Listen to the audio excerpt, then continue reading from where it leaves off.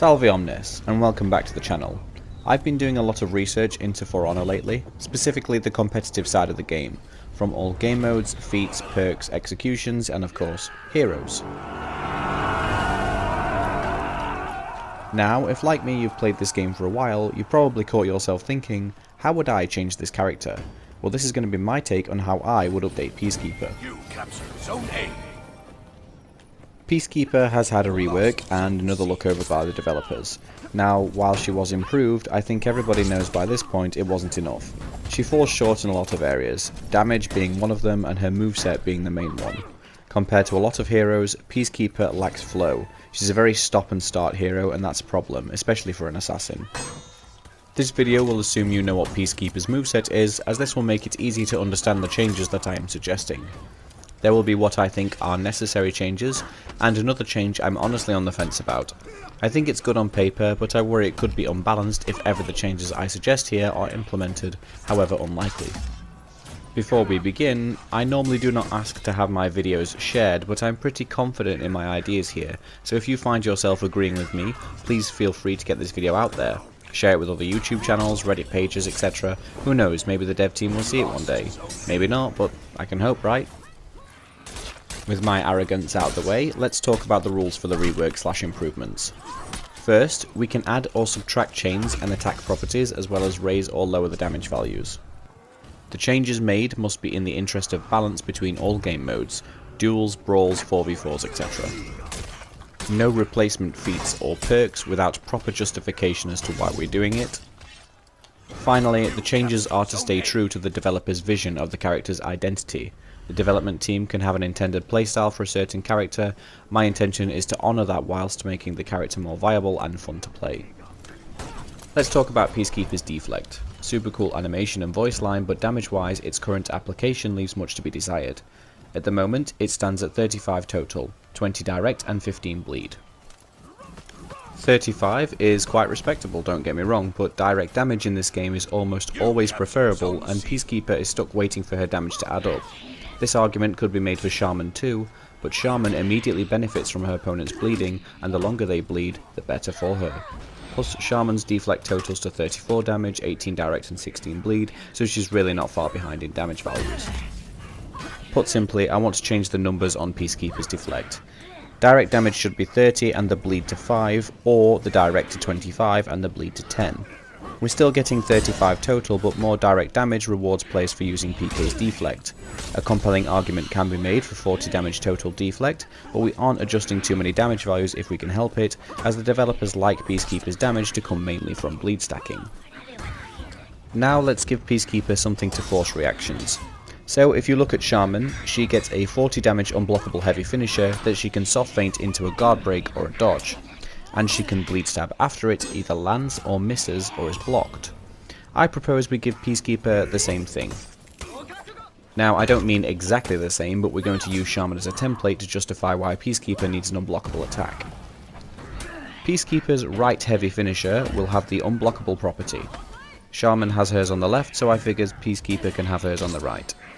The speed of this unblockable attack should be slowed down a little to accommodate for this change. Currently, her chain heavy finishers are 800 milliseconds. For the unblockable right heavy finisher, I think 1000 milliseconds is acceptable. This will be slightly quicker than Shaman's unblockable finisher, but also a little slower than that of Jang Jun's heavy finishers.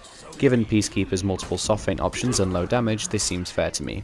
Though if 1000 milliseconds causes problems for soft feints working effectively, then 1100 milliseconds, which matches Shaman's, should work. The damage will increase from 27 to 29. The unblockable should naturally hit harder, especially now that it's slower.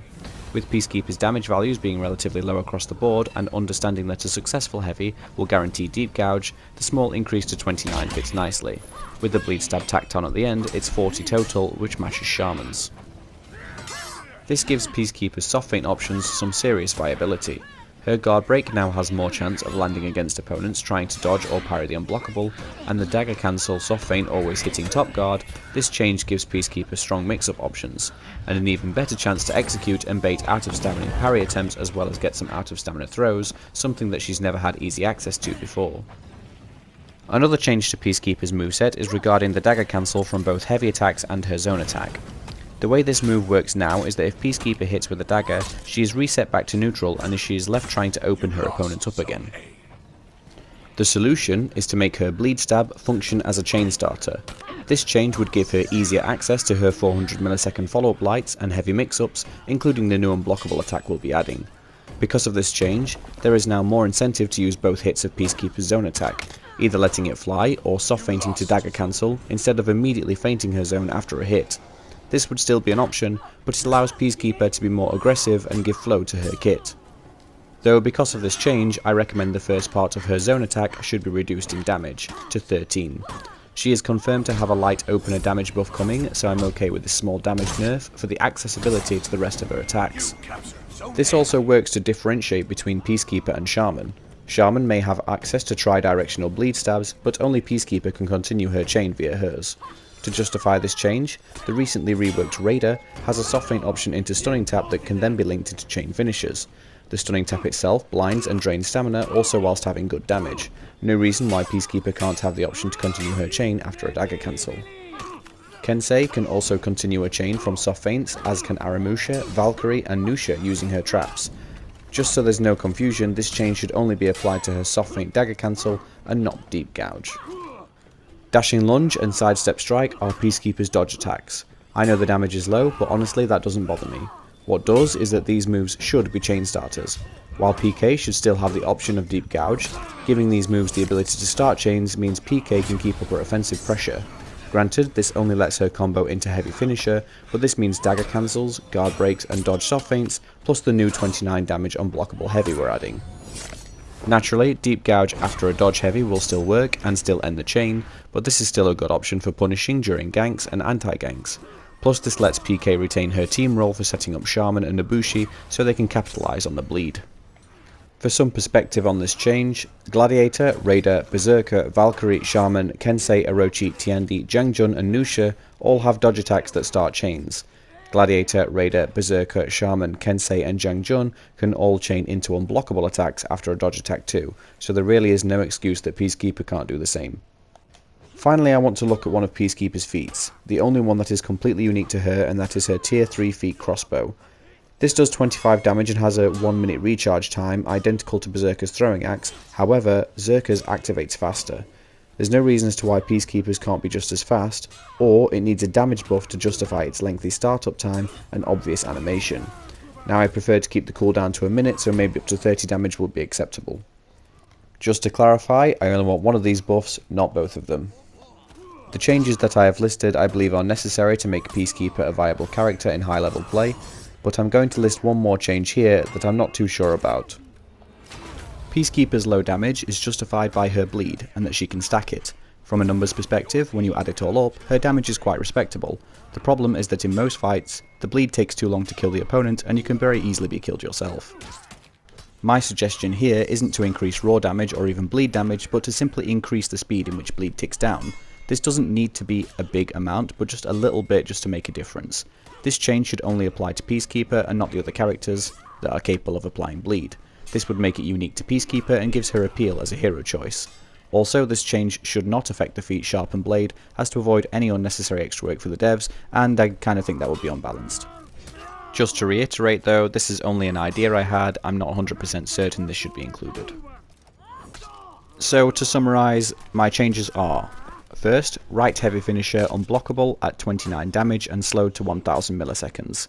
Second, dagger cancel functions as a chain starter, this is the same one used in her zone attack and her heavies. Third, dashing lunge and sidestep strike also function as chain starters. Fourth, the first part of her zone attack will have a damage reduction from 15 to 13 due to the added utility I'm giving it. And finally, her tier 3 feat crossbow damage increased to 30, or the startup time decreased to match Berserker's throwing axe. Honestly, if I can only choose one of these changes, then I would take the unblockable heavy finisher. Peacekeeper can do very little about being externally blocked, and there's no real reason to attempt to parry her heavies at the moment. So that's it. These are my ideas on improving Peacekeeper as a hero in For Honor. Please leave me your opinions and feedback in the comment section below. I look forward to having a discussion on this topic. As said earlier, if you do agree with the changes that I suggest, then please share this video around. If we get the message out to enough people, or some of the more popular content creators out there, we might have a chance, however small, of influencing the game for the better. And if you don't agree with me, then please let me know, and leave me your suggestions. This is just a fun video that I thought I would make. With all that being said, I would like to thank you all for watching the video. If you enjoyed this video, give it a like, and consider supporting the channel by subscribing. Remember to tick the bell icon to receive notifications of new content, and I will see you all in the next video. Ciao for now. Offering victory. Well done.